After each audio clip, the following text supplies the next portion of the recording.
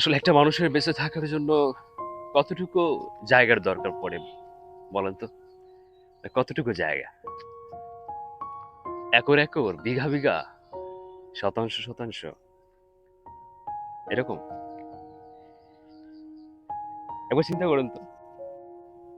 আসলে আমরা মানুষ তো, হ্যাঁ, আমাদের চাহিদা, আমাদের অভাবের শেষ নেই। এই যে এত জমি জমা দেখতে পাচ্ছেন, এক একজন জায়গা কিনে দেয়াল করে রেখেছে, এটা আমার, এটা আমার। এই যে নিজের নামে লিপিবদ্ধ করে রেখেছে M Harun, navy and mister Iqbal Mahmud. আসলে এই যে মালিকানাটা দেখতে পাচ্ছেন যে তার নামে এই জমি, আসলে কি তার? একদিন বলেন তো, ভাবেন তো। আমরা মানুষ আসলে এই জমির জন্য, এই জায়গার জন্য, এই অর্থবিত্তের জন্য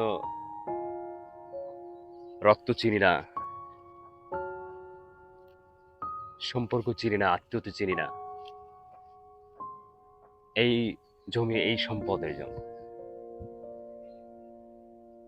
কি অদ্ভুত না? আমাদের কতটুকু দরকার? 3.5 হাত জমি ছাড়া আর কিছু লাগে আমাদের? আর কিছু লাগে? যা লাগে সমসাময়িক, দুদিন, একদিন, 2-4 দিনের জন্য। কিন্তু একটা জিনিস হিসাব করে বলেন তো, একটা জিনিস হিসাব করে ভাবেন তো, যে আসলে এই যে আমরা মানুষ, এই যে আমাদের মালিকানাধীন জায়গা, আমরা যে নিজেকে মালিক হিসেবে দাবি করছি এই অর্থবিত্তের, এই সম্পদের, সত্য এটা? একদমই না। আমার কাছে আহ এটা খুব, মানে, আধ্যাত্মিক লাগে যে আসলে আমরা মানুষগুলো এই সম্পদের দাবি করি। আমরা মানুষগুলো এই অর্থবিত্তের নামদারি হিসেবে জাহির করি, কিন্তু আদৌ কি এটা সত্য? আদৌ কি এগুলো আমাদের? এই সাইনবোর্ডে নাম দেখতে পাচ্ছেন, আদৌ কি তার এটা? একদমই না। এটা বড় একটা মিথ্যে। ভেবে দেখেন, বড় একটা মিথ্যে। আমার কর্ম আর 3.5 হাত জায়গা ছাড়া আসলে কোনো কিছুই আমার না, কিংবা কোনো কিছু আমার হবে একান্ত আমার নামে লিপিবদ্ধ, এটা কোনোদিনও হতে পারে না, কিংবা এটা হবে না।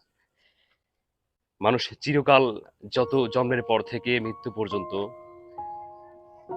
যা কিছুই অর্জন করুক না কেন, যা কিছু নিজের নামে লিপিবদ্ধ করুক না কেন, কোনো কিছুই তার হবে না। কোমরে একটা সুতা থাকে, এটাও থাকে না।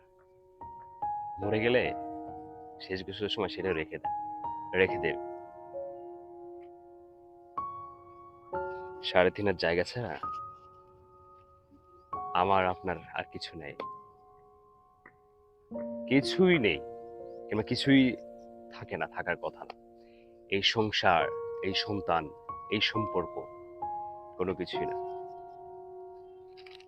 শুধু বিউপরে একজন আছে, সে ছাড়া আমাদের কোনো কিছুই না, কোনো কিছুই আমাদের না।